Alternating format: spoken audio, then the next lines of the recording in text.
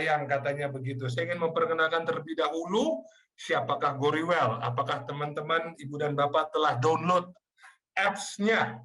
GoRewell adalah wellness super apps, Ibu dan Bapak, yang mempersonalize dan holistic dan affordable wellness solutions. Jadi kalau ada chronic disease ataupun lifestyle management, I think GoRewell is the go-to apps agar kita menjadi lebih sehat gitu ya. Di dalam apps tersebut juga ada dietitians, ada mental health expert, dan ada gym trainers. So it's not about ngurangin berat badan, tapi ini bicara tentang bagaimana kita sehat secara holistik. Zaman dahulu waktu saya SD, kelihatan di angkatan ini, ada kata-kata mens sana in corpore sano. Dan GoRewell juga ternyata adalah mitra resmi dari Kementerian Kesehatan untuk Gerakan Masyarakat Hidup Sehat atau dikenal sebagai Germas. Selain itu juga GoRewell adalah mitra dari beberapa global insurance untuk wellness monitoring dan services. Luar biasa sekali. Nah, GoRewell berkolaborasi dengan Conferry. Conferry adalah global organizational consulting firms yang ada di 50 negara dengan 8.600 employees. Conferry memiliki services di bidang organization design, executive search, rewards and benefit, leadership development, as well as bicara assessment and succession. Nah, sekarang kalau kita bicara tentang kesehatan, menariknya adalah 4 Maret 2022 adalah Hari Obesitas Sedunia. Dan berdasarkan data di Indonesia, Ibu dan Bapak, bahwa angka obesitas kita naik hampir 2 kali lipat dari riset kesehatan dasar di 2007 sebesar 19,1% dan riset kesehatan dasar tahun 2018 menaik menjadi 35,4%. Jadi angka, kalau bahasanya WHO sekarang, obesitas adalah sebuah endemik. Jadi nggak hanya corona aja yang endemik, pandemik, tapi juga ternyata obesitas adalah menjadi isu atau challenges sendiri. Nah, kemarin itu di tahun 2021, Conferry melakukan survei kepada hampir 2.000 professionals di bulan Oktober. Yang menariknya adalah 16 orang resign, 16% dari 2.000 orang resign karena bicara isu tentang stres pekerjaannya. 76% orang dari yang kita research mengatakan bahwa stres di dalam pekerjaan mereka memiliki dampak negatif bagi personal relationships-nya mereka. Dan terakhir, 66% dari orang-orang tersebut juga memiliki kekurangan tidur atau loss sleep ketika mereka mengalami stres tersebut. Oleh karena itu, Ibu dan Bapak, pada hari ini kita akan diskusi terlebih dahulu tentang overall organization industry itu seperti apa sih. So I think without further ado, Pak Adam, the floor is yours. Dan Ibu dan Bapak, jika ada pertanyaan, feel free untuk langsung put it pertanyaan Ibu dan Bapak di dalam chat box yang ada. Without further ado, Pak Adam, the floor is yours. Terima kasih, Mas Yandi. Selamat pagi, Bapak Ibu. Senang sekali bisa bertemu, walaupun hanya melalui media virtual ini, tetapi mudah-mudahan tidak mengurangi arti penting dan juga manfaat yang bisa kita sama-sama dapatkan melalui sesi ini. Conferry bersama GoRewell melalui sesi webinar ini sangat-sangat berkeinginan untuk berbagi dari apa yang mungkin kita sudah miliki, mungkin kita sudah tahu gitu ya, melalui berbagai studi, melalui berbagai survei, sehingga nanti mudah-mudahan informasi dan data ini juga bisa menjadi referensi bagi teman-teman semua, Bapak Ibu, untuk bisa melanjutkan apabila memang sudah memulai dan menginisiasi apabila memang sudah direncanakan untuk mulai mengadakan atau mengimplementasi program-program wellness atau well-being atau mindfulness gitu ya, sehingga nantinya apa yang diharapkan baik dari rekan-rekan karyawan di tempat Bapak Ibu bisa lebih optimal kembali gitu ya. Kita tahu bahwa next slide-nya, Mas. Kita tahu bahwa kondisi 2 tahun belakangan ini memang menjadi challenging gitu ya. Walaupun work from home sekarang menjadi sesuatu yang lumrah, sesuatu yang sering kali dilakukan oleh Bapak Ibu atau mungkin karyawan di berbagai perusahaan, tetapi ternyata memiliki satu tantangan yang mungkin selama ini belum pernah dirasakan oleh kita semua gitu ya, bahwa ternyata timbul stres juga walaupun kerjanya di rumah gitu ya. Belum lagi masalah rebutan network, kuota, kemudian bagaimana kita mengontrol performance tim kita, apakah kita bisa mempercayai bahwa mereka benar-benar bekerja gitu ya. Kemudian mungkin juga yang sering juga dirasakan, ini kok rapatnya nggak selesai-selesai gitu ya. Dari satu ke satu, kalau dulu kan misalnya masih ada kesempatan untuk break di antara satu rapat dengan rapat yang lain gitu. Sekarang kok jadi bahkan yang satu belum selesai udah harus pindah lagi, or even we have to do multiple meetings at the same time. So itu dari Konferi juga sudah seperti tadi sudah sempat kami melakukan studi, melakukan survei juga, dan ternyata dalam kondisi yang sekarang ini tidak sedikit biaya yang harus dikeluarkan untuk menghadapi permasalahan tersebut.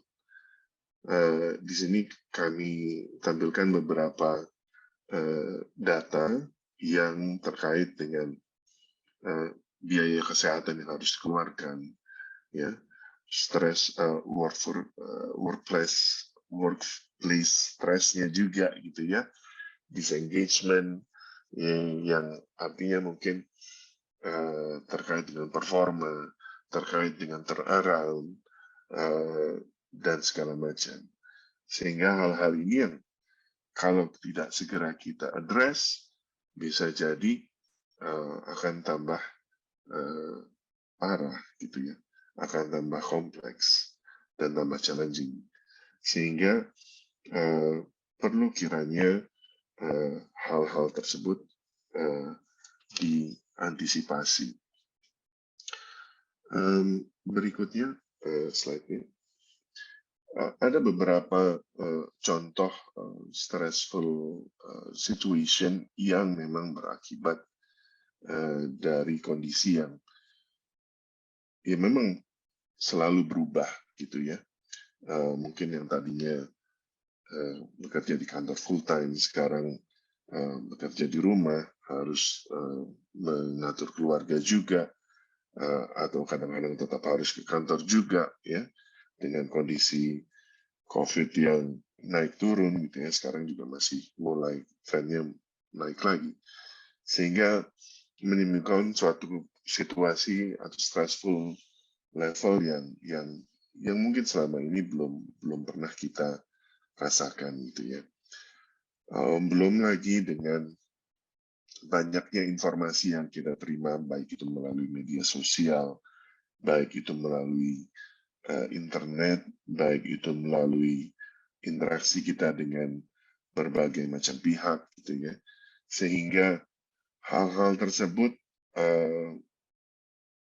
bisa menjadi sesuatu yang overload. Kalau memang misalnya kita tidak bisa cerna, kita tidak bisa gunakan atau kita tidak bisa konfirmasi ke pihak lain yang mungkin lebih kompeten. Sehingga apabila informasi ini datang begitu saja, kemudian ditujukan kepada salah satu pihak atau salah satu teman kita, yang bisa jadi dia juga merasa overload dan tidak ada teman yang membantu dia. Padahal mungkin teman yang lain sudah standby membantu dia, cuma karena memang masalah komunikasi, prioritas gitu ya, sehingga kadang-kadang orang merasa kok gue lagi gitu ya, kok nggak ada orang yang lain bantuin gue. Padahal mungkin ya it takes two to tango gitu ya, dia juga perlu bisa manage pekerjaannya, tetapi juga bisa berkomunikasi mungkin dengan atasannya, bos, I need your help. Otherwise, maybe si bos ini walaupun mungkin sudah berkali-kali bilang, please tell me kalau misalnya butuh bantuan, ya kalau ini juga nggak akan, komunikasinya nggak terjadi, ya nggak akan pernah nyampe juga gitu kan ya. Yang satu merasa nggak ada yang bantu, yang satu merasa gue udah offer tapi gue nggak pernah dapat feedback. This kind of things bisa menyebabkan seseorang burnout. Apalagi katanya sih, saya kebetulan lebih masuk yang ke Gen X gitu ya. Katanya yang milenial sekarang gampang sekali burnout gitu ya. Sedikit saja mungkin dikasih tambahan pekerjaan atau ditelepon malam-malam langsung jadi mutung gitu ya. So this kind of thing also needs to be considered. Tetapi kita juga perlu memberikan pengertian kepada mereka. Burnout, attention deficit ya, karena memang banyak yang harus dilakukan gitu ya. Couple of meetings at the same time, belum lagi anak bayinya nangis, belum lagi mungkin anak yang pertamanya naik-naik meja gitu ya. This kind of thing must be juggled at the same time. So we need mereka juga mungkin perlu kita support in terms of manage hal-hal tersebut. Toxic leadership, waduh, ini udah tambah runyam aja gitu ya. Udah harus menyelesaikan segitu banyak, leadersnya kita, bosnya kita juga kok cuek banget nih. Pokoknya semuanya dikembangkan ke kita. Belum lagi konflik dan segala macam. So, it will lead to the higher healthcare costs, gitu ya. Bisa jadi tagihan atau nilai yang harus di-cover oleh asuransi kesehatan kita jadi tinggi, atau kita juga sendiri harus mengeluarkan biaya tersebut. Dikit-dikit cari alasan untuk bisa supaya nggak ngantor gitu ya, sehingga ini menurunkan engagement level, creativity gitu ya, and prone to accident gitu ya, sehingga tidak jarang kita harus menghadapi ini. Kan kalau saya baru direkrut, kenapa udah resign ya gitu ya, what happened? So higher turnover because of mungkin dilihat dari kacamata si pegawai, institusi atau kantor saya kok nggak mengapa-ngapain ya, tidak mengantisipasi hal-hal ini. So we need to start thinking about this gitu ya. Next please. Dari Konseri sendiri, kita dalam melihat satu permasalahan, khususnya kalau saya melihatnya dan diambil dari Total Rewards. Apa-apa saja sih yang disiapkan oleh perusahaan atau organisasi dalam mengapresiasi karyawannya terkait dengan kontribusi yang sudah diberikan oleh mereka gitu ya. Salah satunya tentunya yang common adalah ya tentunya adalah base salary, kemudian tunjangan, variable pay, ya, fixed and flexible benefits gitu ya. Tetapi yang juga perlu diingat, sebetulnya ada workplace and personal development, ya, dan juga intrinsic reward yang lebih penting. Intrinsic reward ini artinya bagaimana perusahaan atau institusi juga mensupport aspirasi atau keinginan atau passion dari karyawan-karyawannya, sehingga mereka merasa terpenuhi kebutuhan-kebutuhan terhadap hal-hal tersebut.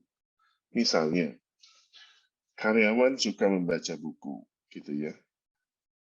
Mungkin ada beberapa karyawan lain yang juga suka membaca buku.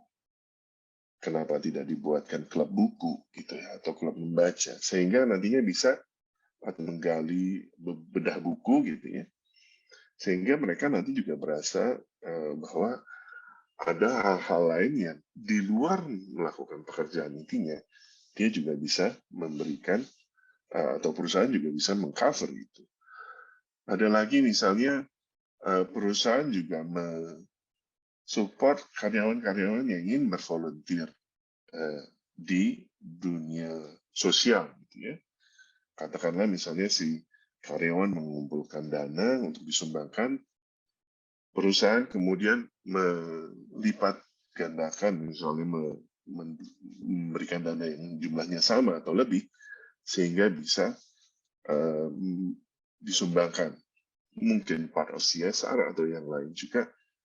That's also happen, ya. Atau memberikan semacam acknowledgement kepada mereka yang melakukan volunteering ke organisasi-organisasi di luar institusi tempat mereka bekerja. So hal-hal ini yang perlu juga dipertimbangkan oleh perusahaan karena memang menjadi part of reward yang diinginkan sebagai aktualisasi diri si karyawan dalam mereka membangun karir di perusahaan tersebut.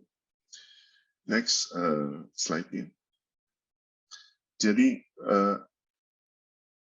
dari konferi sendiri kita sebetulnya melihat bagaimana kita bisa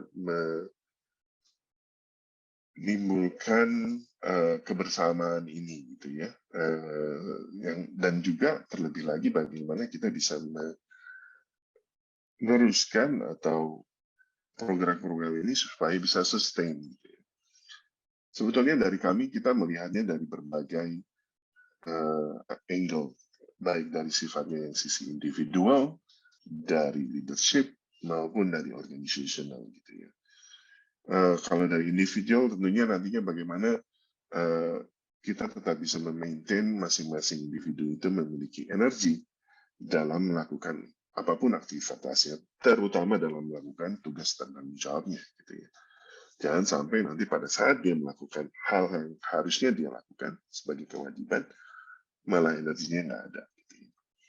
Kemudian sebagai leader juga tentunya bagaimana seorang leader memiliki satu budaya atau nilai-nilai untuk memajukan timnya, sehingga bisa bersama-sama mereka memenuhi apa yang memang sudah ditargetkan, tapi juga empower timnya sehingga bisa menghasilkan atau memiliki performa yang lebih.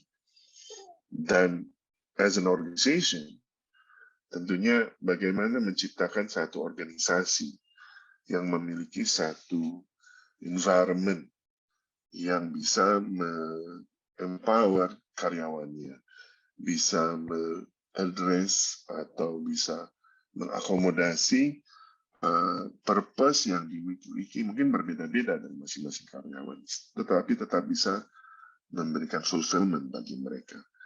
Sehingga dengan kombinasi di antara ketiga ini, diharapkan inilah yang kita namakan sebagai well-being.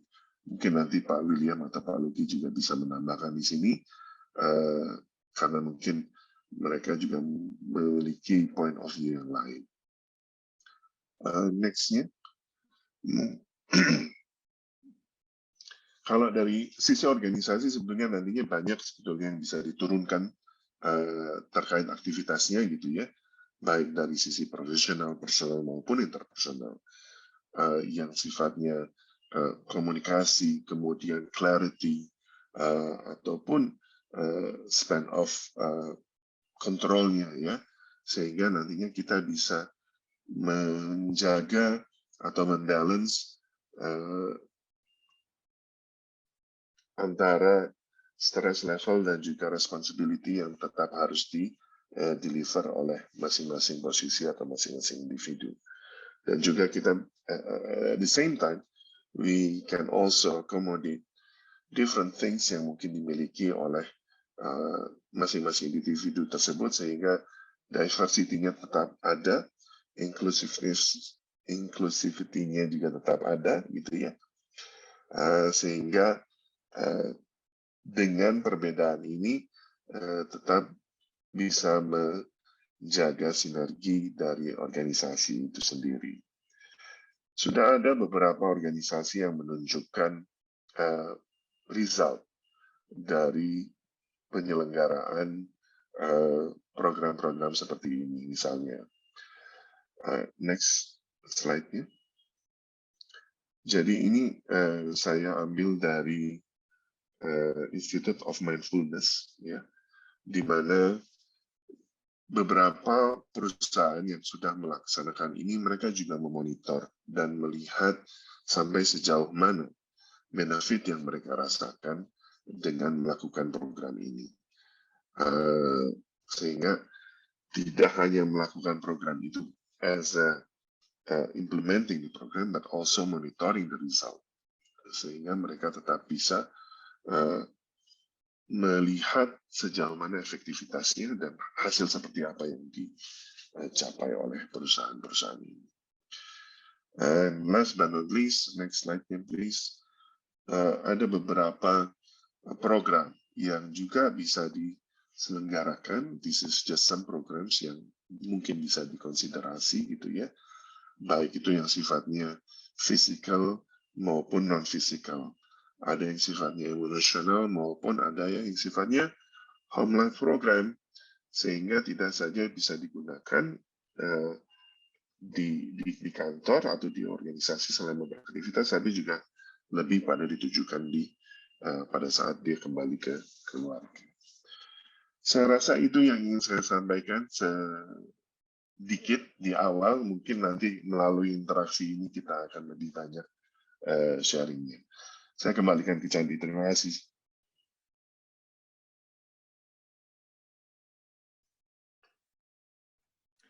Terima kasih Pak Adam, menarik sekali. Kita tadi bicara tentang leadership, bicara tentang individual dan bicara tentang organizations. Kalau kita bicara dari 3 bola tersebut, gitu ya. Setiap kalau punya karyawan kan kita perlu personalize karena isunya juga berbeda-beda, lifestyle yang berbeda-beda, bahkan kadang-kadang penyakitnya pun juga kita berbeda-beda. Makanya saya rasa teknologi menjadi tidak terelakkan dalam membantu organisasi menyiapkan yang well-being yang di tengah tadi sebenarnya Pak Adam ceritakan. Oleh karena itu kita langsung kepada Pak William Susilo, bagaimana sih caranya gitu ya agar organisasi bisa membantu well-being dari setiap individunya, agar jadi nggak stres, agar performance dan productivity juga tetap meningkat. Over to you Pak William Susilo, the floor is yours. Thank you Pak Candi. Thank you juga nih Pak Adam buat a wonderful presentation earlier. Ada banyak insights yang bisa kita jadikan konteks untuk diskusi lebih lanjut di sesi kali ini. Mungkin ya sambil tim kita persiapkan slide-nya, saya mau sedikit cerita tentang satu quote tentang wellness itu sebenarnya apa sih? It's quite a popular term. Beda dengan health, karena health kesannya very physical, gitu. Wellness, it sounds more holistic. Dan kalau kita mendefinisikan wellness, itu sebenarnya bisa dibilang bukan suatu objektif, tapi sebenarnya lebih cocok dilihat sebagai suatu proses, suatu rangkaian proses. Jadi ketika kita bicara tentang wellness, itu cocoknya bukan, oh tujuannya apa sih? Tujuannya wellness, itu sebenarnya kurang tepat. Tapi karena di sini kita ngelihat bahwa wellness itu sebenarnya adalah suatu rangkaian proses yang sebenarnya relevan untuk dijadikan gaya hidup. Nah, mungkin di sini melanjutkan dari apa yang tadi Pak Adam sampaikan dari sisi global trend dan best practice terkait wellness, nah gitu. Kita bisa share di sini bagaimana sih pengalaman GoReWell dalam membantu beberapa korporasi untuk mengimplementasikan wellness initiative di masing-masing perusahaan. Nah, mungkin bisa move to the next slide, Tim. Nah, sebagai konteks, untuk menambahkan sedikit aja, kalau kita bicara tentang wellness trend in general, kita bicara di US misalnya. Sebenarnya data dari WellCOA, which is Wellness Council of America, sebenarnya sudah menyatakan bahwa tren wellness practice untuk diimplementasikan di tempat kerja ini udah sangat populer, dan nggak cuma di big corporations atau di S&P 500, tapi juga di smaller company, termasuk medium enterprises juga. Di mana di sini kita lihat datanya 53% dari small companies di US dan 81% dari big corporate di US itu sudah menerapkan wellness program untuk employees-nya. Nah, lalu kemudian in terms of investment, semakin banyak korporasi juga yang menilai bahwa investment di wellness itu sesuatu yang sifatnya tangible. Sudah bukan lagi sesuatu yang abstrak dan bukan lagi sesuatu yang sekedar ada untuk nice to have gitu, tapi sesuatu yang really can deliver a tangible results. Mungkin next slide-nya. Nah, di sini saya kasih pengantar yang lebih light, yang lebih refreshing mungkin ke Bapak Ibu yang hadir di sesi ini. Kalau kita bicara tentang wellness, tadi saya sempat sebut di awal, sifatnya ini holistic. Jadi ada mind, body, and soul. Jadi wellness itu nggak cuma sekedar terkait dengan nutrisi, karena yes, nutrisi adalah satu aspek dari wellness yang tidak bisa dilepas begitu aja. Cara kita makan itu part of wellness habit. Lalu kemudian wellness itu juga nggak melulu didikte dari seberapa rutin kita berolahraga atau physical exercise. Nah, yang ketiga, yang namanya wellness itu juga nggak lepas dari yang namanya mental health, dari state of mind kita, bagaimana kita menemukan inner peace, bagaimana kita merasakan sesuatu yang nyaman ketika kita bekerja atau ketika kita beraktivitas. Jadi mind, body, and soul atau body, spirit, and soul itu sesuatu yang sebenarnya mendefinisikan holistic wellness in general, dan ini sebenarnya suatu popular terms yang menurut saya worth it untuk kita jadikan benchmark ke depannya ketika kita mengimplementasikan wellness initiative. Nah, mungkin sebelum lanjut, di sini ada kata balance, gitu. Di mana ketiganya ini harus balance. Nggak bisa kita cuma menitik beratkan ke salah satu inisiatif terkait dengan exercise aja gitu, tapi kemudian nutrition dan mental health-nya diabaikan. It has to be balanced. Dan mungkin untuk sedikit menjelaskan tentang apa sih itu balance wellness di dalam tempat kerja, ini ada satu video yang menarik yang menyatakan bahwa yang namanya holistic wellness itu nggak melulu tentang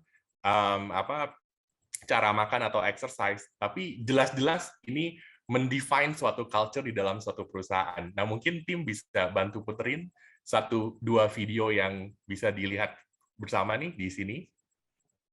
Kayaknya sih Bapak marah deh sama saya. Maksudnya? Tadi kan saya masuk ke ruangannya, tapi dia diem aja, jutek gitu. Saya mesti gimana ya, Mbak? Oke, gue akan spill, lo catat ya. Kalau Bapak lagi bad mood gitu biasanya karena overthinking. Nah, lo jangan pernah ganggu, kalau enggak ini bisa jadi mental issue. Kalau udah terlanjur begitu, berarti environment-nya dia lagi kena negative vibes. Dan butuh support system yang gak fake. Jadi lo sebagai karyawan ya coba ajak dia di talk dan terus sharing heart to heart. Tapi jangan kebanyakan, karena nanti jatuhnya flexing. Dan kalau kedikitan malah low key. Intinya lo harus kayak asuransi lah gitu, always understanding. Makanya lo harus lebih inisiatif biar nggak pasif supaya bisa jadi mood boosternya si Bapak. Cuma jangan PPL juga. Apaan tuh Mbak PPL? People pleasure. Emang tadi lo mau ngapain masuk ke ruangannya Bapak? Mau cuti sih, Mbak. Oh, kalau mau cuti mah lo bilang aja mau jadi part-time traveler. Atau kalau masih gagal juga, lo bilang aja lo mau ngasih self reward setelah overwork kemarin. Gimana? Mohon maaf nih, cutiannya panjang bener. Kita nggak mau split bill aja, Mbak. Mbak, kayaknya sih. Oke, nah ada satu video lagi yang mungkin tim bisa bantu putar video singkat ya. Kasih tahu lo beberapa istilah di kantor ini, tolong catat ya.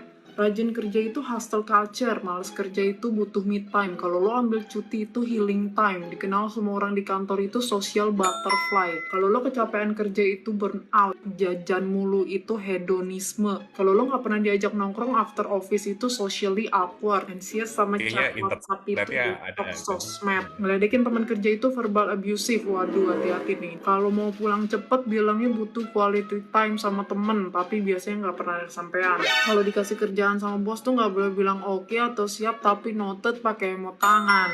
Bos nyemangatin lo kerja itu word of affirmation, terus kerjaan lo terlalu banyak dipuji itu toxic positivity. Bos ngambek itu namanya silent treatment, dan kalau OB mau ambilin lo minum atau ambilin makan itu act of service. Tapi gue lupa di kantor ini nggak ada OB, jadi semuanya self service. Ada pertanyaan? Jujur li nggak ada sih, tapi kalau mbak mau tambahin aturable aja. Oke. Nah, sebenarnya dari video itu yang kita ingin share ke Bapak Ibu semua di sesi ini adalah ada banyak komponen dari culture perusahaan. Tadi the way the senior member of the team explain to the new joiner, gitu. Ada banyak situasi tentang culture yang sebenarnya itu terkait dengan mental health, yang terkait dengan vibe di dalam suatu perusahaan. Dan it has necessarily nothing to do dengan has nothing to do dengan sesuatu yang sifatnya itu nutrition atau sesuatu yang sifatnya physical exercise, tapi sebenarnya culture yang dibuild dari mental situation dari employee yang ada di dalam perusahaan itu. That's the reason kenapa mental health ini sangat penting dan jadi pivotal aspek di dalam suatu wellness culture di perusahaan. Gitu. Nah, di sini slide ini kita melihat sebenarnya kalau kita ignoring wellness, itu tuh apa sih akibatnya? Di sini ada beberapa riset yang mengkalkulasi sebenarnya impact-nya dari sisi cost per tahun. Kalau kita abaikan, depresi atau stres itu ternyata lebih mahal dibandingin obesity, smoking behavior, sama high blood pressure. Nah, kalau di sini kita lihat, depression atau stres itu tuh bisa bikin cost itu tuh bisa mencapai $3.000 per tahun dibandingkan obesity yang 2.500, smoking 1.600-an dolar, high blood pressure itu $300-an dolar. Nah, lalu kemudian dari sisi productivity cost, itu juga kita ngelihat bahwa ada impact dari wellness behavior yang pastinya to some extent itu akan menjalar ke seberapa fokus orang bisa bekerja, lalu kemudian seberapa nyaman orang tersebut bisa mengemukakan pendapat atau giving fresh idea to the floor. Gitu. Nah, disinilah kita melihat bahwa nutrition, exercise, mental health, itu jadi 3 serangkai yang nggak bisa dipisah dalam hal menerapkan wellness initiative di dalam perusahaan. Mungkin next slide-nya. Oke, nah ini karena kita temanya adalah ngitung ROI nih, kalau kita invest di wellness initiative kayak gimana. Ini mungkin ada beberapa matriks yang kita bisa jadikan acuan. Jadi kalau misalnya tiap $1, ada satu riset dari Harvard yang menyatakan bahwa tiap $1 yang kita investkan atau kita investasikan ke dalam treatment terkait dengan mental health atau mental disorder, gitu, ada return $4 dari sisi health dan productivity yang improving. Nah, lalu kemudian dari setiap dolar yang kita investasikan di wellness initiative atau program, ada $3,27 penghematan biaya dari sisi medical cost. Nah, gitu. Lalu kemudian dari sisi absensi atau dari sisi orang nggak masuk karena sick leave misalnya, gitu. Dari tiap dolar yang kita investasikan di wellness program, ada savings atau penghematan dari sisi absensi itu sebesar $2,73. Nah, kemudian yang menarik adalah ketika kita menerapkan suatu wellness di dalam satu perusahaan, itu yang kita harapkan nggak cuma sekedar wellness-nya itu tuh diterapkan di perusahaan, lalu setelah itu orang pulang lupa. Gitu. Nah, yang menarik adalah Harvard Medical School itu mengeluarkan suatu riset yang menyatakan bahwa ketika suatu perusahaan menerapkan wellness initiative bagi karyawannya, 8,3% dari karyawan itu ternyata terus menerapkan wellness behavior dari sisi regular exercise itu tuh 8,3%-nya, bahkan di luar tempat kerja atau bahkan ketika wellness initiative-nya itu sudah tidak lagi diterapkan. Jadi itu jadi gaya hidup. Nah, lalu kemudian dari sisi cautiousness atau misalnya dari sisi kesadaran untuk maintain berat badan ideal kayak gitu, itu bahkan lebih tinggi lagi. Jadi 13,6% dari karyawan yang perusahaannya pernah menerapkan employee wellness program itu jadi lebih cautious terhadap saya makan jadi lebih rapi dan saya lebih care sama berat badan saya. Itu juga another research yang menyatakan bahwa suatu culture di perusahaan terkait wellness itu bisa tertanam di dalam paradigma dan kemudian gaya hidup dari masing-masing karyawannya. Gitu. Next-nya.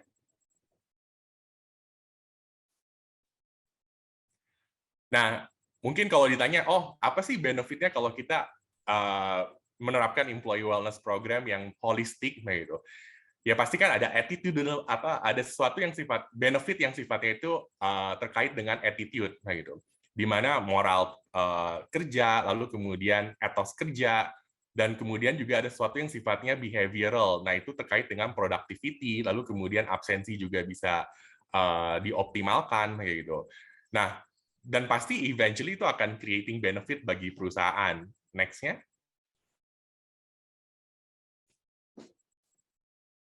Next slide, Tim. Ya. Nah, sedikit kita tarik ke konteks format wellness program seperti apa sih yang biasa diterapkan di perusahaan-perusahaan, terutama yang GoriWell pernah bantu dan juga beberapa benchmark dari perusahaan-perusahaan lain. Gitu. Sebenarnya ada 3 aspek, Bapak Ibu. Yang pertama itu ada yang sifatnya, walaupun ini sifatnya wellness initiative, tapi di sini juga ternyata ada yang namanya KYC. Cuma mungkin bukan know your customer, tapi know your user. Nah, itulah pentingnya screening di awal. Sebenarnya nggak harus sifatnya itu medical screening kayak medical lab, tapi sesuatu yang sifatnya simple survey pun itu bisa dijadikan baseline dasar sebelum kita melakukan program, supaya nanti ketika programnya itu direview atau dikaji lebih lanjut, kita punya acuan, kurang lebih seberapa besar dampak yang diberikan oleh wellness impact ini terhadap hasil yang bisa dikuantifikasi. Jadi screening di awal bisa berupa medical, bisa juga berupa survei, itu komponen yang pertama. Lalu kemudian yang kedua, ada education programs. Nah, jadi wellness program itu not necessarily semuanya itu harus langsung berupa aktivitas yang seru atau berupa challenge atau apa, not really gitu. Kadang-kadang we can start small dengan memberikan sesi educational terkait dengan topik wellness yang ingin dipromosikan.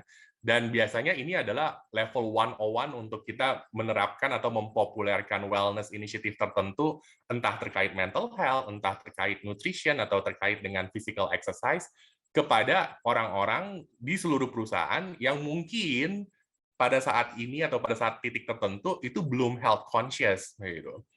Nah, lalu kemudian ketiga, ada exercise programs. Mungkin exercise programs yang ingin saya bawain di sini bukan semata olahraga, Bapak Ibu.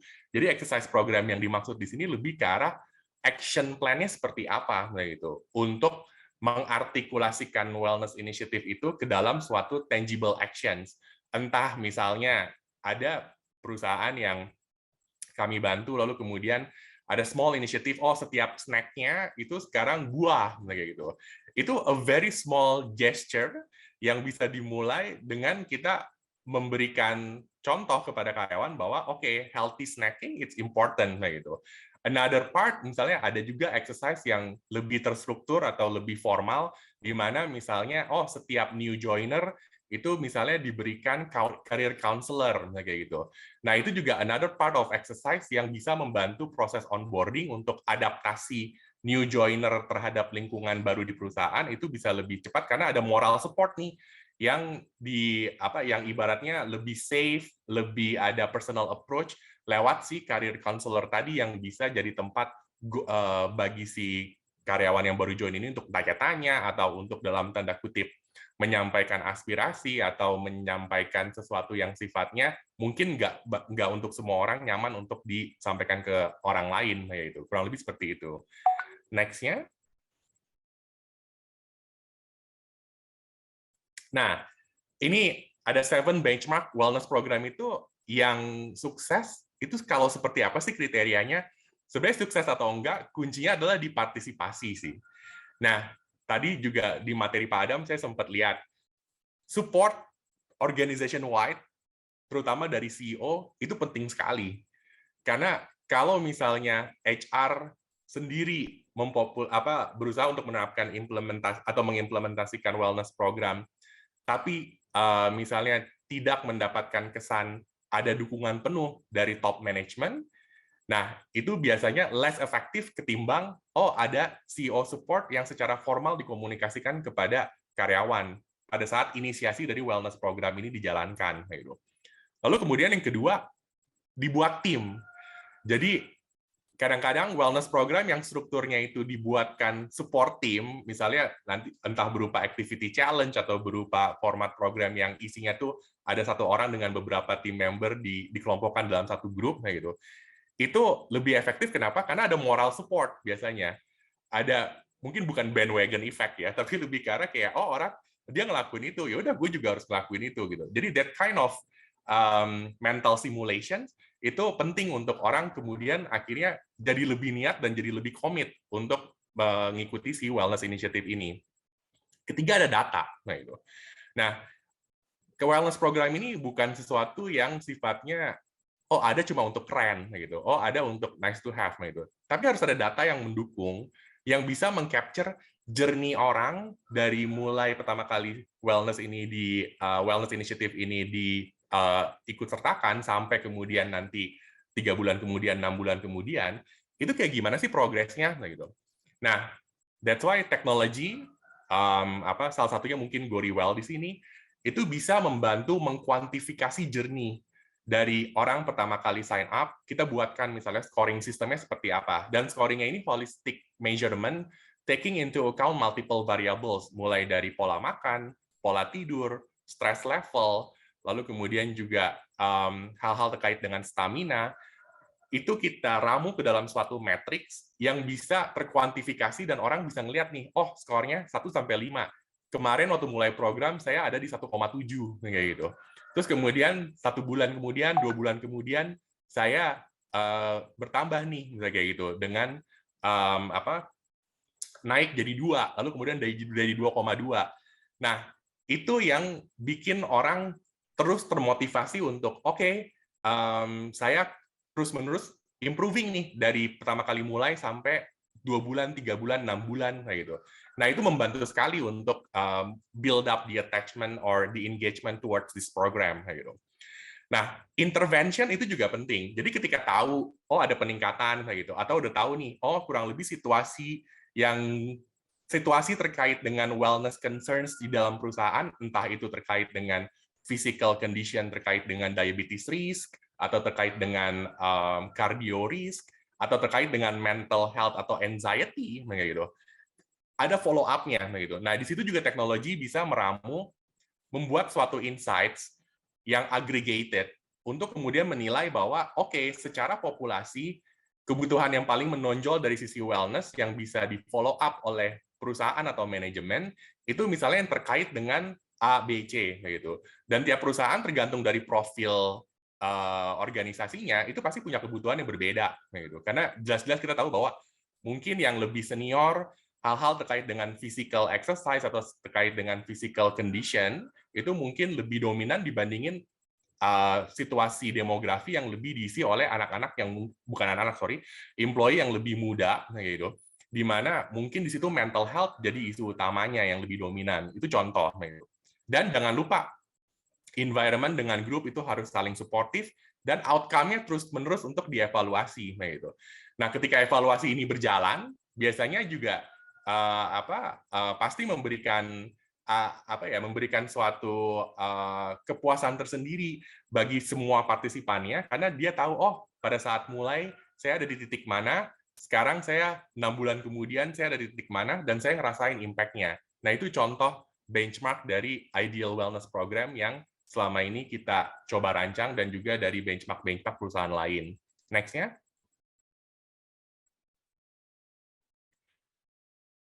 Tadi seperti saya bilang, intinya di sini wellness program itu ketika semua peserta di satu perusahaan ikut, karyawan perusahaan semuanya ikut, bahkan termasuk manajemen ikut, itu hasilnya jauh lebih powerful dibandingkan kita mulai dari segelintir divisi atau segelintir employee dulu. Next-nya. Nah, baru di sini gamification muncul, Bapak Ibu, kayak gitu. Ketika kita menjalankan suatu program, kayak gitu, kita perlu juga memberikan reward. Nah, reward ini sebenarnya diukur tidak perlu melulu berdasarkan outcome. Karena kadang-kadang sesuatu yang diukur berdasarkan wellness outcome, kayak seberapa sehat dia, oh seberapa banyak berat badan yang dia berhasil turunin, kayak gitu.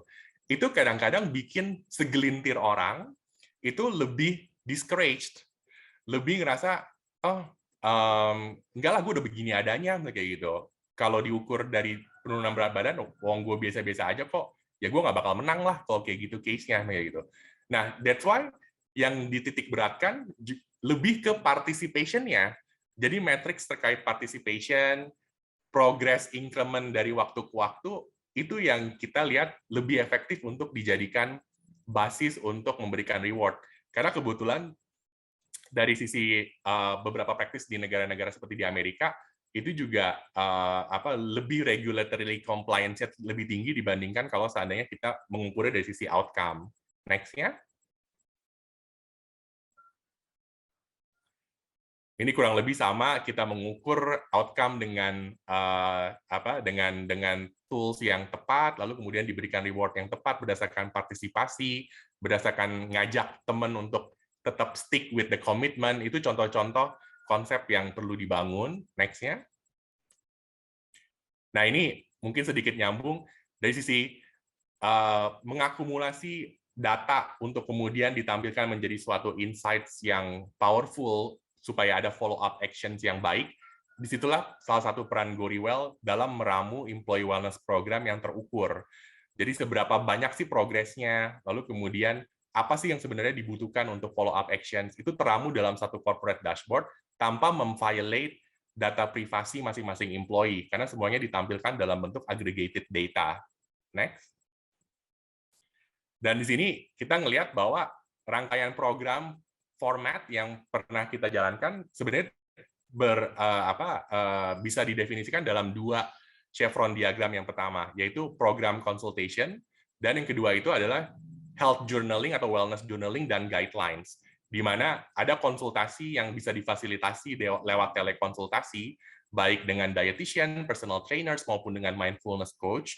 Dan kemudian nggak berhenti di konsultasi itu, tapi juga ada monitoring tools yang dibuat dalam ekosistem aplikasi yang terintegrasi untuk orang bisa mengupdate wellness journaling-nya, cara makannya, mood level-nya dari waktu ke waktu, exercise pattern-nya, itu diramu dan dirangkai, lalu kemudian ditranslate atau diterjemahkan ke dalam kuantifikasi matriks yang bisa melihat, oh orang ini dari waktu ke waktu ada perkembangannya loh.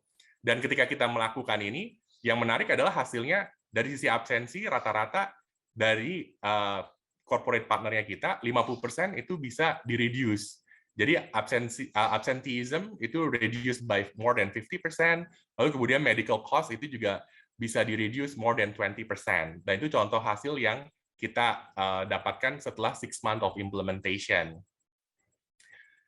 Last but not least, penutup dari saya lebih ke arah, kita dari tadi banyak ngomongin tentang medical cost saving, kita banyak ngomongin tentang productivity, tapi one thing yang kita nggak bisa lupa bahwa wellness culture itu bisa menjadi bisa jadi pull factor untuk bisa menarik talent-talent baru, terutama di job market yang makin lama makin fierce.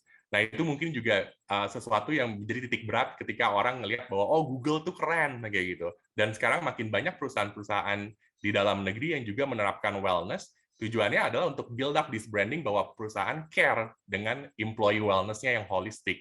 Oke, kurang lebih kayak gitu penjelasan dari saya. Sekali balikan ke Pak Candi. Silakan Pak Candi. Thank you Pak William. Wah, menarik sekali. Ternyata wellness program tuh really bring impact to the bottom lines ya. From the money, karena kan biasanya cash is king gitu ya. Ibu dan Bapak sekalian, saya rasa kurang nih kalau kita tidak mengerti apa sih yang bisa kita lakukan sambil kita download GoRewell apps gitu ya. Tapi juga kan tadi banyak yang bilang zaman sekarang it's a burnout generations gitu ya, meeting by meeting gitu, bahkan meeting bisa sampai jam 10 malam, jam 5 pagi sudah meeting kembali gitu. Sehingga I think we need to understand further gitu. Pak Luki Suwardi sebagai workplace mindfulness facilitator, apa Pak Luki yang harus kita lakukan gitu sambil kita udah download GoRewell-nya, terus langkah-langkah apa yang kita bisa kerjakan mulai saat ini juga. Pak Luki, I think without further ado, the floor is yours. Oke, terima kasih Pak Candi. Sekali lagi selamat pagi buat teman-teman yang hadir pada acara pagi ini. Saya terima kasih kepada Conferit dan GoRewell sudah mengundang saya. Saya akan cerita dalam dua sisi. Satu sebagai HR practitioner, I've been 30 years in HR, dan juga sebagai mindfulness practitioner. Ada yang nanya sih tadi ke saya, mindfulness, meditasi, apa kita mesti pergi ke India dan lain sebagainya. No, saya akan ceritain gimana mindfulness at the workplace nih kayak gimana sebagai HR. Saya rasa banyak teman-teman yang join di sini juga banyak di HR, jadi saya ingin cerita bagaimana mindfulness itu at workplace. Saya akan ke slide selanjutnya. Nah, saya ingin teman-teman melihat ini as a pop quiz gitu ya. Ada 5 pertanyaan. Nggak usah ini, pokoknya skalanya adalah 1 sampai 6. Ada 5 pertanyaan, ada skala 1 sampai 6. 1 itu almost always, dan 6 itu ada almost never. Jadi teman-teman atau Bapak Ibu sekalian memilih skala 1 sampai 6 atas 5 pertanyaan ini. Nggak dikumpulin, nggak ditanya hasilnya gimana segala macam. Only for you. Jadi pertanyaan pertama adalah kalau saya jalan gitu ya, saya tuh pokoknya jalan cepet aja ya. Nggak lihat-lihat kanan ke kiri, nggak ngelihat experience sebelahnya ada tukang jualan di pinggir jalan, ada anak kecil yang jualan tisu dan lain sebagainya. Pokoknya saya kalau jalan dari satu ke tempat lain, pokoknya lempeng aja. Nah ini coba scale-nya berapa? 1 almost always sampai 6 almost never. Oke, itu pertanyaan pertama. Yang kedua adalah kalau saya ketemu sama orang, gitu, berkenalan dengan orang tersebut, disebutkan namanya, saya habis itu saya lupa, gitu ya. Walaupun dia udah nyebutin namanya di awal. Ini kayaknya some of us are familiar with this, gitu ya. Ini kayak gue banget. Termasuk saya, gitu ya. Yang ketiga adalah saya kalau kerjain pekerjaan, gitu ya, udah jalanin aja, nggak usah nggak harus saya udah tahu kerjaan saya begini, saya ngetik aja gitu ya. Tanpa aware, tanpa sadar akan apa yang saya lakukan. Jalan aja. Misalnya yang kerjaannya adalah misalnya memproses benefits, itu udah jalanin aja, udah lempengnya aturannya begini dan sebagainya. Tapi saya nggak aware dengan apa yang dampaknya dari apa yang saya lakukan. Oke, pertanyaan keempat. Saya kalau dengerin orang ngomong gitu ya terkait ini, terus saya juga melakukan hal yang lainnya, multitasking kata anak sekarang gitu ya. Saya dengerin orang ngomong, tapi saya ngerjain hal yang lain. Itu biasanya atau balas WhatsApp orang dan bos ngomong kita balas WhatsApp orang. Ya, sekali lagi 1 skalanya almost always dan 6 almost never. Yang nomor 5 tadi Pak Candi bilang tanggal 4 Maret kan World Obesity Day gitu ya. Ini snacking nih, biasanya taruh ada ada bowl gitu di depan meja, kita makan gitu ya sambil kerja itu. So I'm snacking without being aware what I'm eating. Tiba-tiba habis 1 bowl gitu. So skala 1 sampai 6. Jadi tolong untuk setiap nomor ini dikasih skor gitu ya. Lalu teman-teman, Bapak Ibu sekalian jumlahkan. Jumlahnya berapa? Ini saya ambil dari Mindful Attention and Awareness Survey atau MAS. Jadi ada beberapa survei yang memang bisa kita pergunakan for free, ada 3, Cohen Perceived Stress Survey dan lain sebagainya. Okay, let's go to the next slide, please. Nah ini ada, nah kalau skornya sad gitu ya, itu 0-14 itu sad. Kalau 14 sampai 23 itu ya oke gitu ya. Nah, apa sih artinya kalau lebih dari 23 itu happy face, gitu, smiley. Nomor 14 ada tendensi di mana kita nggak mindful, nggak put attention on what we are doing. Saya nggak peduli, pokoknya saya nyelesain tugas saya jalanin sesuai dengan yang saya tahu dan lain sebagainya without being or having a focusing attention on what I'm doing. Ya. Lalu kalau yang 14 sampai 23 mungkin ya in between gitu ya. Ya saya kadang-kadang saya ingat, kadang-kadang saya enggak, kadang-kadang saya mindful, aware dengan situasi, kadang-kadang saya enggak. Kalau yang lebih dari 23 smiley face ini orang yang mindful. Saya aja mungkin antara sad face dengan flat face sih sebetulnya, kira-kira seperti itu kalau kita dalam bekerja. Nah, in reality seperti itu. Kalau MAS itu maaf balik ke sebelumnya, jadi di dalam dunia kerja ini ya seperti ini. Gitu. MAS itu menggambarkan bahwa kebanyakan orang itu falls under the sad dan the flat face. Gitu. Skornya di sana. Yang more than 23 itu sangat sedikit lah. Gitu. Jadi itulah gambaran di dunia kerja ya menurut MAS, research yang dilakukan oleh Institute of Mindfulness itu skornya tuh sad face atau flat face. Artinya apa? Memang pekerjaan itu stres sehingga dan sangat cepat sehingga tidak membuat orang memiliki waktu untuk being aware of what's the situation dan sebagainya. Ini saya ambil contoh ya. Jadi mungkin saya akan lanjutkan sedikit ya. Di halaman selanjutnya ini adalah saya ambil dari Aaron Sachs dan Apunam Kundu gitu ya, di slide berikutnya mengenai apa sih yang terjadi di future of work. Tadi Pak Adam cerita ke depan seperti apa ya. Saya mungkin akan summarize sedikit gitu ya mengenai shifting mindset dari organisasi. Ini juga diamini juga atau diamplify, temukan pertama kali oleh Yuval Noah Harari gitu ya, kemudian digambarkan oleh Sachs dan Kundu.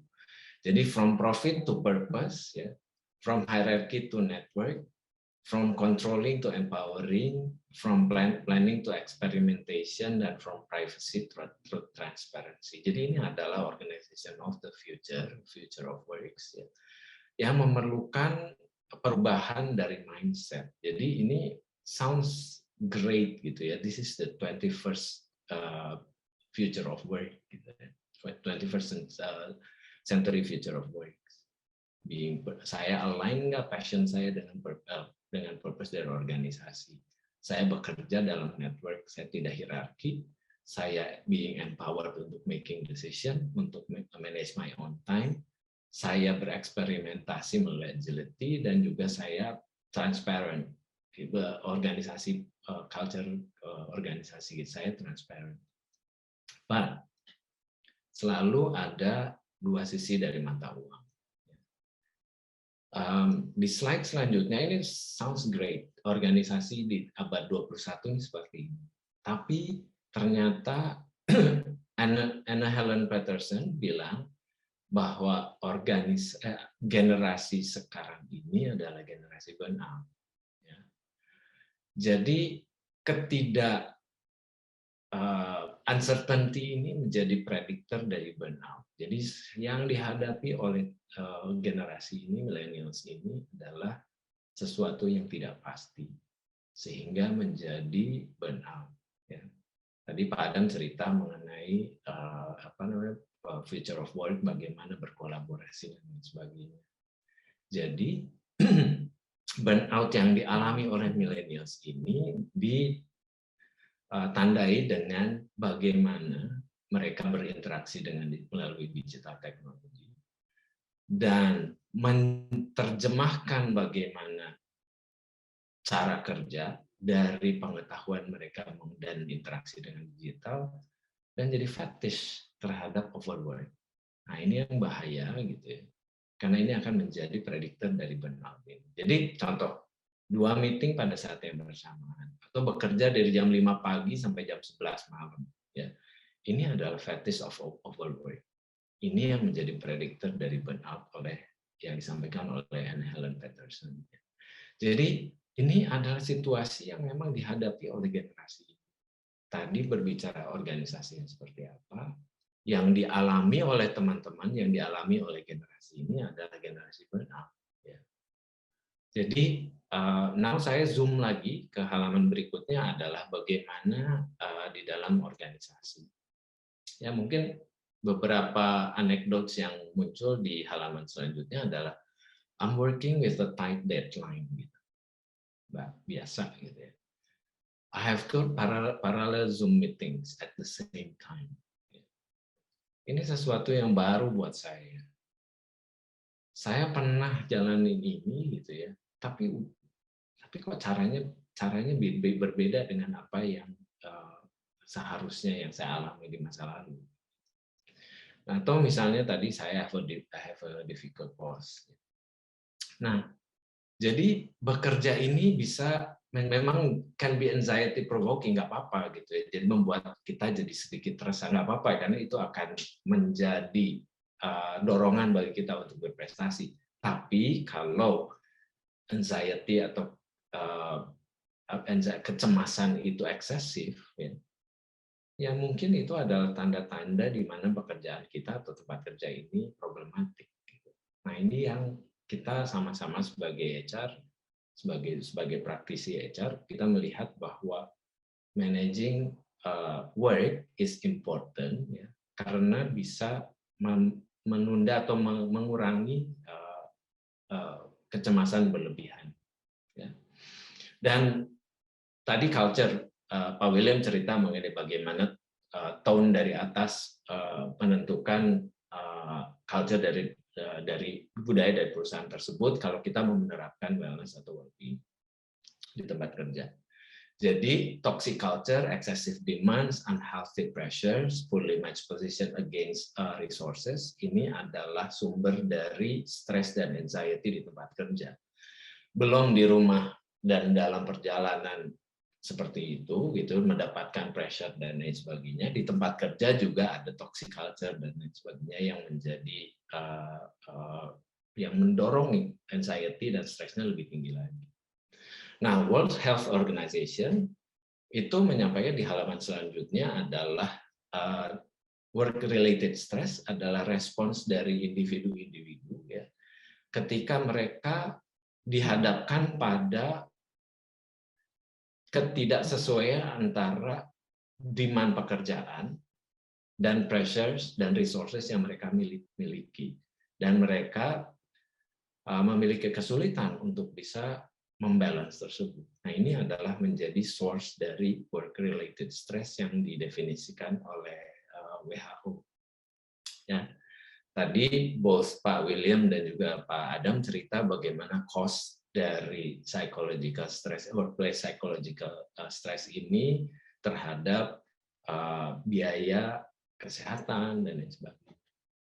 Nah, ada 2 organisasi yang saya tertarik untuk bisa bawa ke sini untuk menjadi contoh.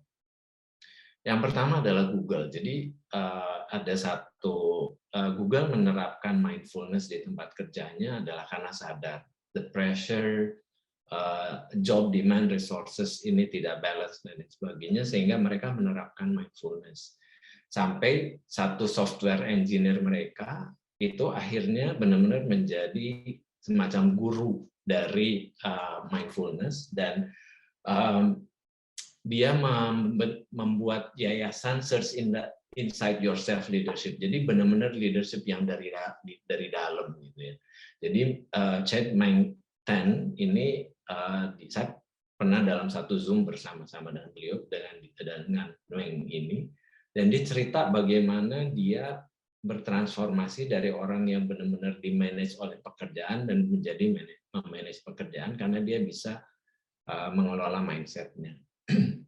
Itu Google, dan sampai sekarang Google masih menerapkan. Dan yang kedua, organisasi yang saya ingin bawa ke sini adalah Aetna. Aetna itu even tadi disebutkan oleh Pak Adam, salah satu yang cukup sukses dengan Wellness and Wellbeing program at workplace. Even mereka memiliki Chief Mindfulness Officer. Jadi orang yang benar-benar mendrive culture-nya dari sisi mindfulness. Jadi Andy Lee adalah Chief Mindfulness Officer, kalau dilihat di LinkedIn juga ada, dari Aetna, dan dialah yang menerapkan wellness at workplace di Aetna dan cukup berhasil di dalam menjalankannya. Nah, apa sih yang dilakukan oleh dua organisasi ini yang tadi saya sebutkan, Google maupun Aetna? Yaitu di slide berikutnya, yaitu mindfulness. Jadi mindfulness ini bukan hanya meditasi gitu ya, tapi is basically shifting secara sadar, kita mengalihkan perhatian kita menjadi pengalaman saat ini. Jadi be here now, atau senantiasa saat ini berada. Jadi mulainya dengan physical sensation, jadi apa yang kita rasakan, apa yang kita lihat, apa yang kita cium, apa yang kita kecap. Ya. Kemudian masuk ke emotional states dan juga pikiran. Jadi saya ambil contoh ini jeruk. Gitu. Mudah-mudahan kelihatan. Nah, jeruk ini kalau saya lihat warnanya kuning. Kemudian teksturnya kalau saya buka, saya pegang gini agak kasar. Lalu kalau saya squeeze sedikit, saya cium ada bau sitrik. Gitu. Nah, sensasi inilah yang sebetulnya yang dinamakan mindfulness. Jadi memahami physical sensation, kemudian emotional stage-nya apa? Saya melihat jeruk ini begitu fresh, begitu menyegarkan. Nah, itu emotional stage-nya dan thoughts-nya. Nah, being mindful adalah sadar bahwa saya sedang memegang jeruk dan merasakan dengan indera saya jeruk ini. Nah, demikian juga dengan diri kita ya dalam dunia kerja. Jadi mindfulness ini meregulasi cara berpikir kita akan perhatian dan kesadaran untuk merasakan external experience-nya, ya tadi menggunakan indera, ya, dan secara sadar menginternalkan apa yang kita sadari ini menjadi mental events, ya, yang terjadi pada saat ini. Tadi saya kembali lagi, saya lihat melihat jeruk ini, tadi sudah rasakan inderanya, melihat jeruk ini saya merasa peaceful, merasa segar, merasa bahagia. Nah, itulah mindfulness. Ya.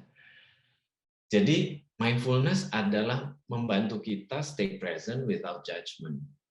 Ya. Nah, ini contoh aja bahwa mindfulness ini sudah diakui oleh National Institute of Health and Care Excellence ya untuk memprevent stres ya, terutama di tempat kerja. Nah, berikut adalah with the interest of time, mungkin salah satu contoh aja bagaimana sih jalanin mindfulness di tempat kerja. Contoh paling gampang meeting. Tadi Pak Adam cerita nggak ada pos ya Pak Adam, kita meeting dari satu ke satu, kadang-kadang paralel gitu. Maybe sebagai HR kita bilang pause meeting in between agenda. Kasih 2-3 menit. 2-3 menit ngapain? Silence aja.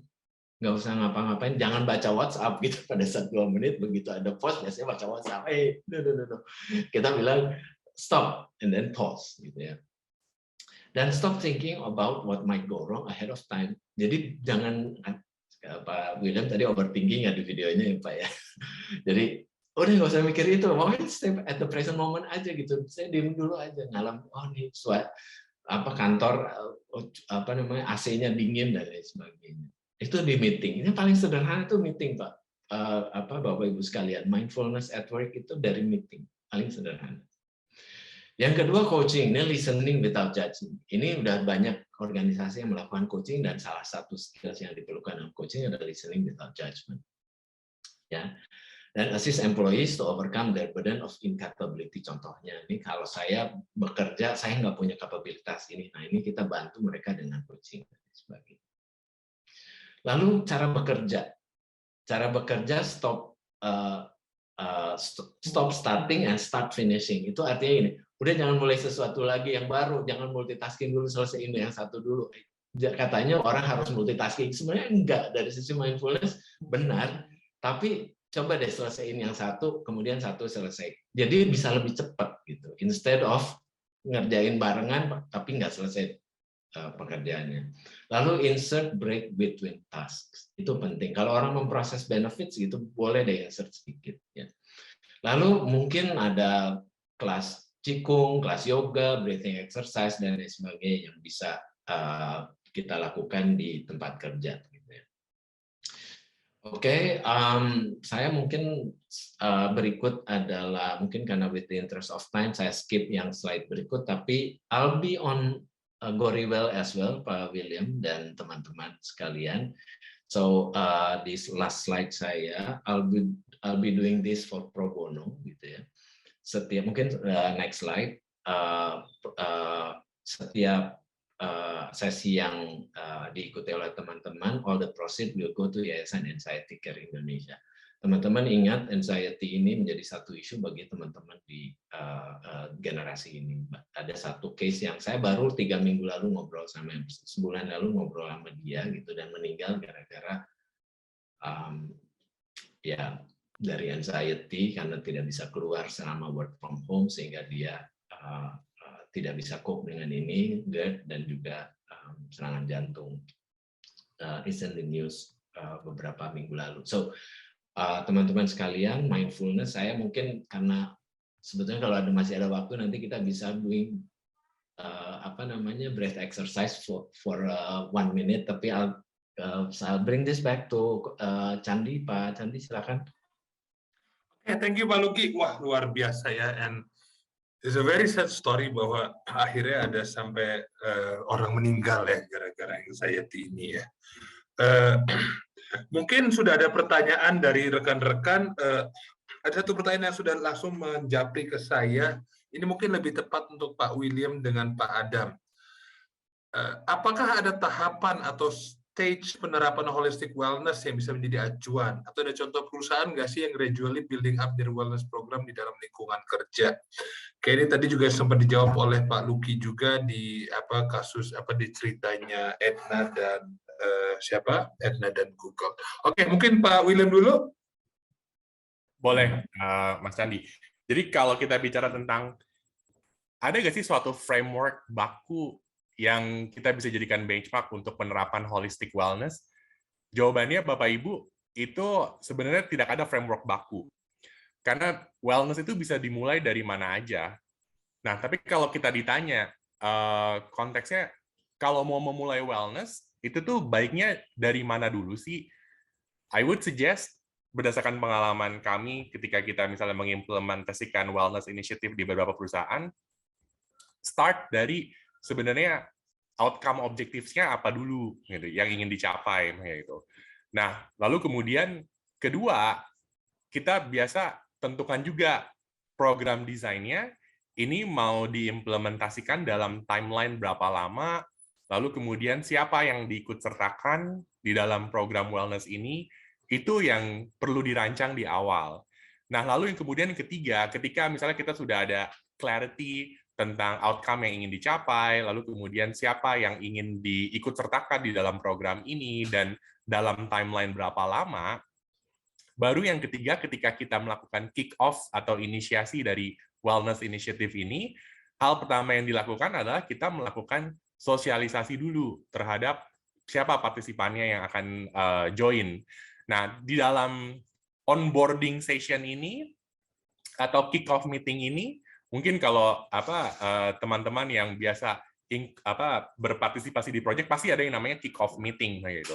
Nah, onboarding session ini penting untuk kita menjelaskan kepada partisipan tentang apa sih sebenarnya wellness initiative yang ingin diterapkan, journey-nya seperti apa. Karena semakin clear dan semakin artikulatif kita dalam menyampaikan milestone-milestone dari program format yang ingin diterapkan, itu akan sangat membantu untuk memberikan confidence sekaligus excitement dari setiap partisipan yang diikutsertakan di dalam program untuk dia tahu, oh, at the end of the tunnel itu seperti ini loh, dan journey-nya akan seperti ini. Jadi clarity on the milestones, on the timeline formatnya seperti apa, itu akan sangat membantu.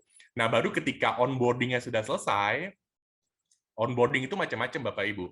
Ada yang sifatnya itu literally educational content tentang wellness itu sendiri seperti apa, lalu kemudian kalau misalnya ada suatu tools yang ingin digunakan di dalam wellness journey ini, maka itu juga saat yang tepat untuk mensosialisasikan technical guidelines dari yang perlu diketahui oleh semua partisipan seperti apa. Nah, baru setelah itu day one dari implementation-nya setelah kick off itu adalah screening. Nah, tadi yang saya sempat bilang, kalau di banking atau di financial institutions ada yang namanya KYC, kayak gitu. Nah, di sini kita konteksnya adalah screening karena starting point dari masing-masing partisipan pasti beda-beda.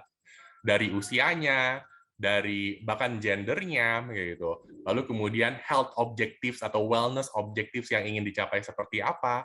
Screening proses di awal ini tujuannya adalah untuk mengidentifikasi starting point dari masing-masing partisipan seperti apa untuk dijadikan baseline ketika nanti suatu hari misalnya 3 bulan kemudian atau 6 bulan kemudian dilakukan review, itu ada baseline-nya. Oh, ada peningkatan kah? Atau bahkan kalau misalnya in certain cases ada penurunan, dan kita bisa analisis lebih lanjut kenapa hasilnya tidak sesuai ekspektasi, gitu. Nah, that kind of screening process itu juga tools-nya ada sangat variatif, dan nggak melulu yang namanya screening proses itu sifatnya medical lab. Walaupun ada beberapa contoh perusahaan yang pernah kami bantu implementasi wellness initiative-nya, salah satu screening proses di awalnya adalah medical lab, yang mungkin selama ini sudah diterapkan, tapi kan hasilnya langsung ya udah setiap employee yang mendapatkan fasilitas medical lab itu langsung baca terus bisa figure out sendiri next step-nya seperti apa gitu. Nah, di sini kita bantu ada continuation-nya setelah medical lab-nya didapat, lalu kemudian dijadikan baseline untuk rancangan program yang lebih terpersonalisasi. Nah, baru setelah itu kita terapkan regular milestone, entah itu tiap bulan, entah itu tiap 2 bulan, kayak gitu. Untuk kemudian terus-menerus kita lakukan yang namanya regrouping. Nah, regrouping ini tuh sifatnya itu bisa regroup yang sifatnya dari awal udah didesain. Oke, setiap wellness partisipan akan dibikinkan suatu support group, misalnya entah per 5 orang, entah per 10 orang, kayak gitu. Atau bisa langsung regrouping yang sifatnya corporate wide, itu juga bisa. Nah, dari situ evaluasi lanjutannya akan terus-terus dibangun, dan ini menjadi suatu wellness continuous program yang nggak cuma sekedar ad hoc ada, lalu kemudian setelah itu ya udah dalam tanda kutip basi, terus kemudian ganti lagi, gitu. Nah, continuation ini penting, Bapak Ibu, supaya sesuatu yang dimulai itu nggak menggantung, atau sesuatu yang dimulai itu nanti terukur hasilnya seperti apa. Nah, contoh-contoh perusahaan mungkin kalau saya bisa sebut nama, misalnya SKK Migas, lalu kemudian Toyota Astra Motor, itu adalah contoh-contoh nama-nama yang sudah pernah menerapkan wellness initiative dengan ya bisa dibilang acuan proses seperti yang tadi saya jabarkan, lebih kurang seperti itu, Mas Candi. Thank you Pak Williams. Pak Adam, ada tambahan? Mungkin sedikit saja. Ada beberapa perusahaan juga yang juga menerapkan sesimpel misalnya memberikan setengah hari kepada karyawannya untuk memberikan cuti setengah hari lah ya.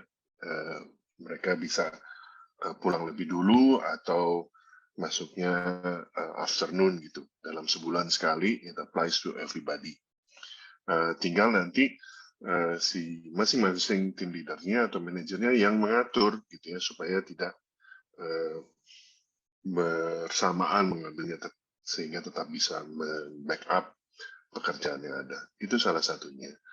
Kemudian ada juga yang mengadakan bermacam-macam session tadi, baik yang sifatnya konsultatif, ada juga yang sifatnya edukatif, ya, entah itu misalnya tentang financial planning buat keluarga untuk anak-anak ke depannya bagaimana gitu ya. Ada juga yang misalnya kursus masak, healthy food, something like that. Atau justru yang memang secara reguler mengadakan entah itu aerobik, yoga atau apa, sehingga ini memberikan kesempatan bagi mereka, walaupun mungkin take some time off from their work gitu ya, mungkin setengah jam sampai 1 jam, tetapi ini dikoordinir langsung oleh organisasi, oleh mungkin HR dengan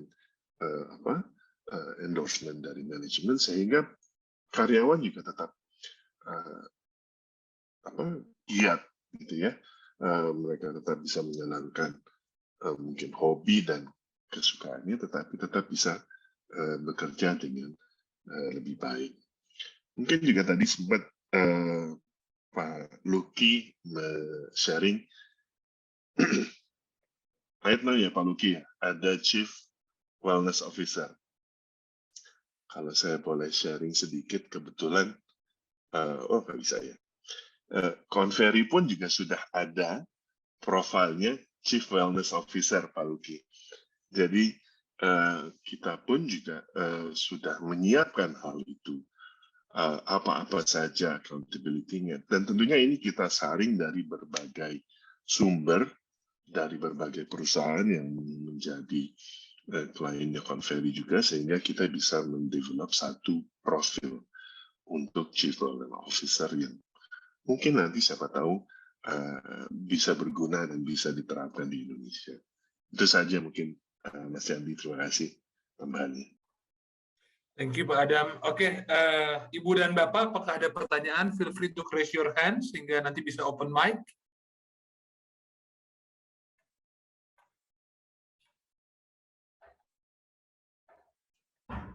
Oke, sambil nunggu yang raise your hands, Pak Luki, mungkin ada tambahan, Pak, dari pertanyaan di awal tadi, Pak Luki?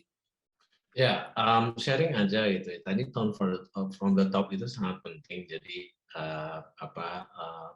tone-nya itu di-set oleh CEO. Jadi it has to be a CEO agenda. Kita mungkin dari sebagai HR practitioners itu enabling it, facilitating it, tapi it has to be karena Aetna itu datangnya justru dari CEO-nya. CEO-nya itu adalah memang mindful meditator yang dia ikut MBSR dan dia merasa ini harus jalan. Makanya dia mengundang Andy Lee untuk jadi Chief Mindful Officer. Dan saya senang Pak Adam kalau di Conferry ada Chief Wellness Officer, because that is investment yang sangat perlu kita bawa di sekarang ini gitu. Karena tadi ROI of wellness, ya memang karena kita pengen menurunkan hal-hal yang terkait dengan isu dan kesehatan, termasuk dengan mental health tadi yang berpengaruh terhadap productivity. Mungkin itu Pak Candi dari tambahan dari saya. Thank you. Thank you, Pak Luki. I would like to invite Ibu Thelma. Please unmute yourself, Ibu. Ya. Silakan Bu, nama dari perusahaan mana dan pertanyaannya kepada siapa? Terima kasih Pak Candi. Saya Thelma, lokasi di Bali.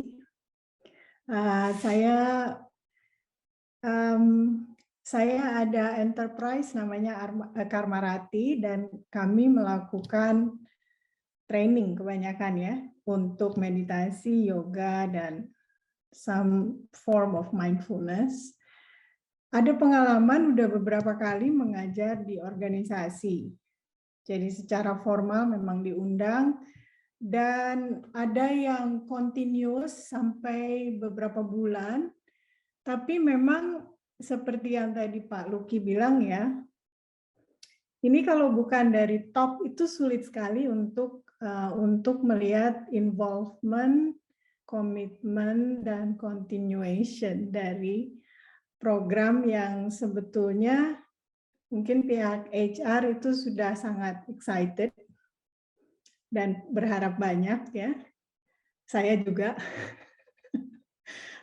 Tapi kalau nggak continuous, memang sulit lihat progresnya gitu. Now, what to do from a point of view dari orang-orang yang mengerjakan hal seperti ini ya, untuk bisa memberikan insight lebih mengenai well-being atau wellness karyawan. Tentunya program-program Pak William di situ sangat jelas. Cuma saya sih bertanya kepada siapa saja yang mungkin punya insight, adalah bagaimana gerakan well-being itu bisa lebih umum gitu, dan bisa lebih membangunkan koneksi antara ROI dengan total bottom line of the business. Gitu, thank you. Oke, makasih Bu Thelma. I think to the three speakers, Pak Luki, Pak Adam, Pak William.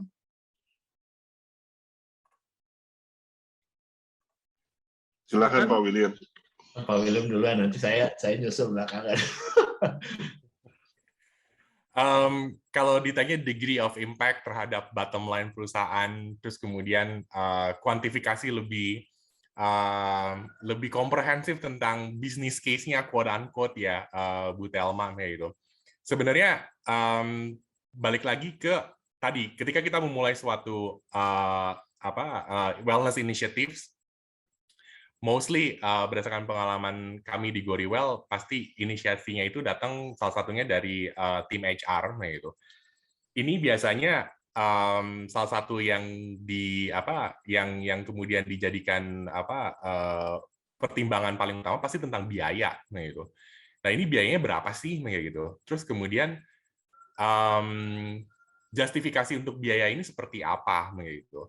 Nah, makanya ketika kita bicara tentang wellness initiative, Bapak Ibu, ini nggak sesimpel kita membuat rate card, terus kemudian setelah itu diberikan ke perusahaan, terus kemudian perusahaan pilih, ya udah saya maunya yang ini, saya mau yang ini, saya mau yang ini, gitu. Nah, jadi sebenarnya pada saat tahap persiapan dalam hal kita merancang suatu inisiatif, sebenarnya ada suatu acuan yang kita bisa gunakan sebagai baseline. Tapi balik lagi ketika kita bicara tentang budget, itu kembali ke sebenarnya outcome yang ingin dicapai seperti apa. Apakah lebih ke corporate branding, apakah lebih literally untuk cultural development, gitu, atau lebih ke manage retention, gitu, atau hal lainnya yang rata-rata setiap perusahaan pasti punya objektifnya sendiri-sendiri. Nah, di sana mungkin saya nggak punya jawaban yang baku, Bu Thelma, untuk kurang lebih yang saya nggak punya jawaban yang pasti tentang sebenarnya impact-nya seperti apa, gitu. Tapi ketika clarity dari outcome-nya itu bisa di-define di awal, gitu, baru kemudian kita bisa menjustifikasi kurang lebih biayanya yang make sense seperti apa, gitu. Nah, mungkin pengalaman tim di Korn Ferry atau tim lain di sini yang sudah menggeluti HR practitioner, kita sama-sama tahu misalnya retention cost atau turnover cost dari employee itu seperti apa sih, seberapa tinggi, gitu. Ketika kita misalnya tanpa melakukan employee wellness, kita sama-sama tahu hiring executives atau hiring certain position di perusahaan itu nggak murah, Bapak Ibu, gitu. Nah, kemudian kita bisa aja, ini saya sedikit think out loud again, there's no right or wrong answer gitu.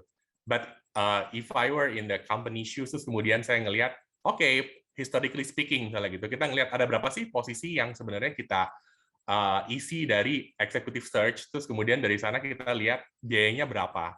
Lalu kemudian kita lihat medical cost, historically speaking, seperti apa, gitu.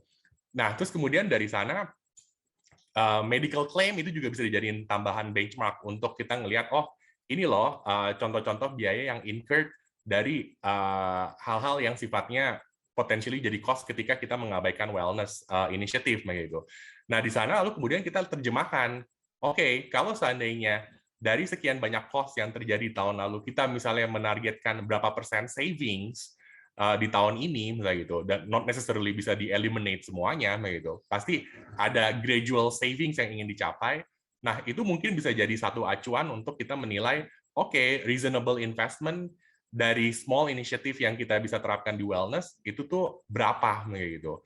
Nah, baru kemudian tahun berikutnya bisa dijadikan evaluasi, kira-kira expected outcome-nya tercapai nggak tuh? Dari misalnya reduce medical claim, dari absenteeism-nya bisa di-reduce atau enggak, lalu kemudian dari sisi turnover cost-nya juga bisa dihitung. Nah, kemudian itu bisa dijadikan evaluasi di tahapan berikutnya. Mungkin itu jawaban saya, Bu Thelma. Ya, semoga ini nih cukup menjawab ya. Ya, Mas Candi. Thank you. Pak Luki? Bu Thelma, betul banget yang disampaikan tadi. Jadi, sustaining the program itu akan jadi apa ya? It's always a challenge. Pengalaman saya sebagai chart practitioner pasti sustaining the program. Kita biasanya suka ramai di awal gitu ya. Terus kehabisan bensin di tengah jalan itu. Memang kuncinya adalah dan frankly speaking, HR professionals di Indonesia juga memang kita semua lah gitu ya. Aku aja baru belajar gitu mengenai mindfulness dan wellness and well-being. We are not trained sufficiently untuk manage wellness program in the organization. I know for sure gitu. Saya ada beberapa teman di ini ada satu yang hadir juga. Saya mungkin dan saya tahu bagaimana organisasi tersebut menjalankan mindfulness gitu atau wellness program dan itu memang kehabisan bensin di tengah jalan, Bu Thelma. Kalau memang nggak ada orang yang betul-betul put attention on it gitu. Dan saya sekali lagi saya ambil contoh bagaimana Aetna itu didrive oleh CEO-nya dan itu memang harus bisa itu akan sustain dan berjalan panjang gitu. Dan yang kedua, ya tadi cost of doing it gitu ya, coming back to the agenda of today, gitu, return on investment on wellness itu enggak. Kalau saya mungkin tidak akan melihatnya dalam long term, tapi harapan saya sih akan melihatnya, nggak akan melihatnya short term, tapi harapan saya melihatnya dalam long term gitu. Jadi yang saya nggak tahu, ada beberapa startup ya chief happiness officer aja lah gitu ya, itu yang akan membawa the vibe and the culture supaya sustain, karena in the end tadi kompetisi ngambil talent banyak dan yang begitu kencang dan sebagainya, banyak anak-anak kita juga the young generation itu yang executives yang memang masuk ke generasi Gen Y gitu juga leave the organization because they burn out. Banyak sekali casesnya. Saya tahu ada beberapa teman saya melakukan itu karena it's the reality gitu. So saya ngelihatnya dalam jangka panjang kita memang harus invest in this supaya dalam jangka panjang kita bisa dapat return-nya. Gitu, Pak Candi. Thank you, Pak Luki. Ini ada questions dari Bu Astri. Bu Astri bisa open mic atau saya bacakan saja? Oke, basically Pak, ini untuk ke Pak Luki gitu. Ketika ada karyawan yang sering update status sosial media mengenai pekerjaan dilakukan, seperti express their feeling, apakah itu termasuk ciri-ciri dari burnout? Cara apakah yang dapat dilakukan HR terkait karyawan-karyawan seperti itu? Pak Luki. Ya, ini kalau dulu katanya orang grievance itu ya nyampeinnya ke HR gitu, sekarang nyampeinnya ke sosial media gitu. Dua hal saya ngeliat nih. Yang pertama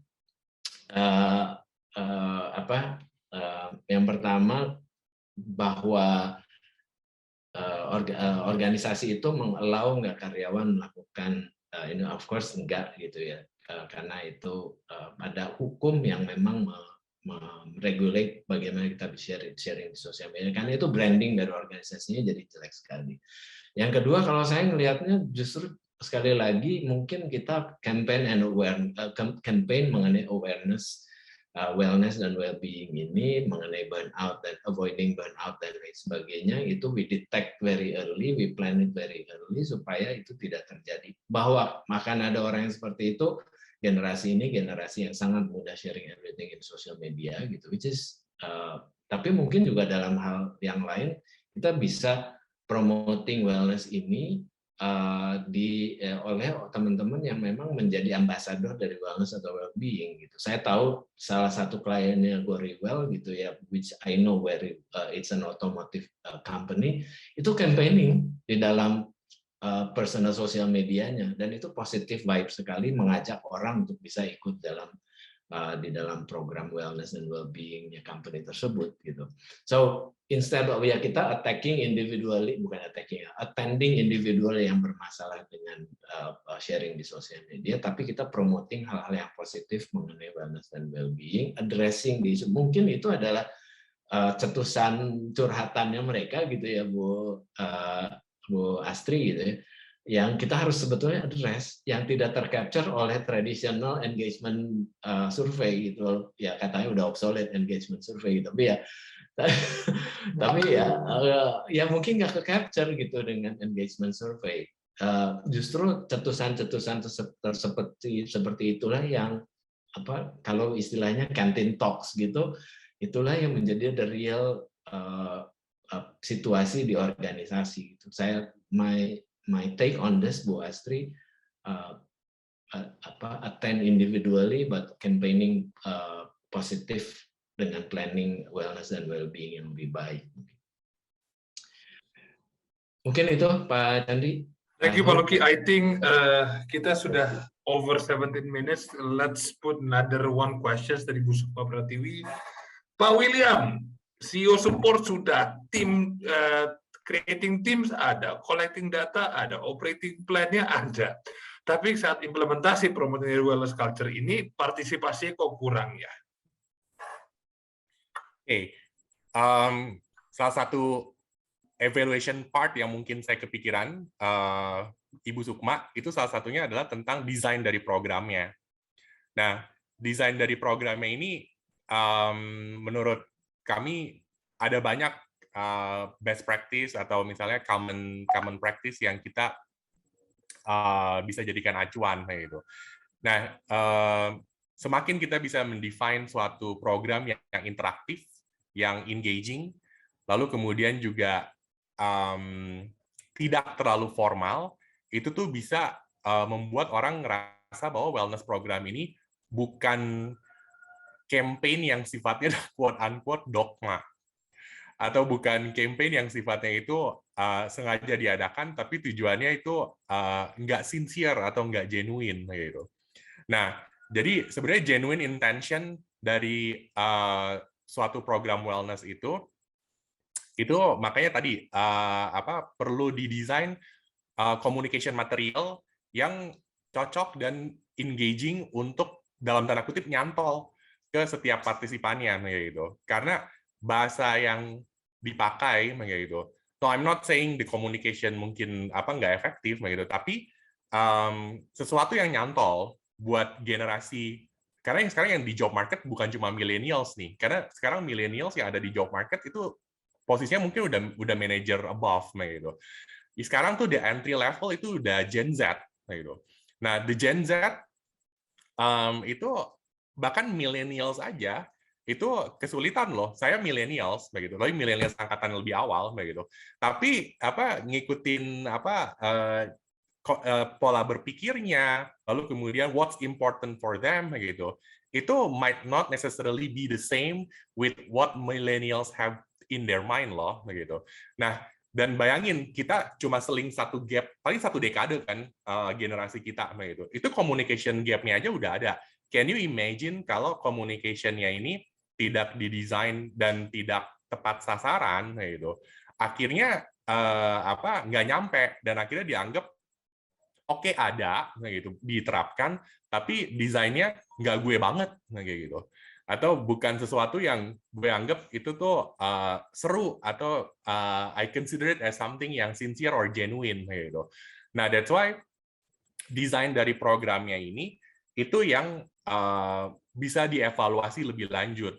Nah, desainnya seperti apa? Yes, kadang-kadang dibikin mandatory bisa aja jalan, terus kemudian orang ikut, tapi orang ikut, kita kan nggak cuma sekedar mau ikut karena terpaksa ya, ikut karena diwajibkan doang. Kita maunya adalah suatu program ini ideally bisa mengakar gitu di dalam paradigma dan pola berpikir, lalu kemudian kehidupan kesehariannya gitu. Nah, genuinely adopted program itu with well designed intervention itu yang mungkin bisa dievaluasi. Misalnya ya tadi kayak formatnya apakah perlu di-adjust gitu. Mungkin yang selama ini sifatnya karena kami juga pernah evolusi pada saat kita menerapkan employee wellness program itu nggak cuma yang sekedar yang sekarang ada, itu bukan berarti dari day one ada, Bu Sukma. Itu mengalami evolvement proses yang sebenarnya berkelanjutan. Di mana di awalnya itu sifatnya fully automation dengan technology intervention, terus kemudian dengan misalnya fokus ke nutrition dan kawan-kawan. Tapi ya ada titik di mana orang kemudian jenuh gitu.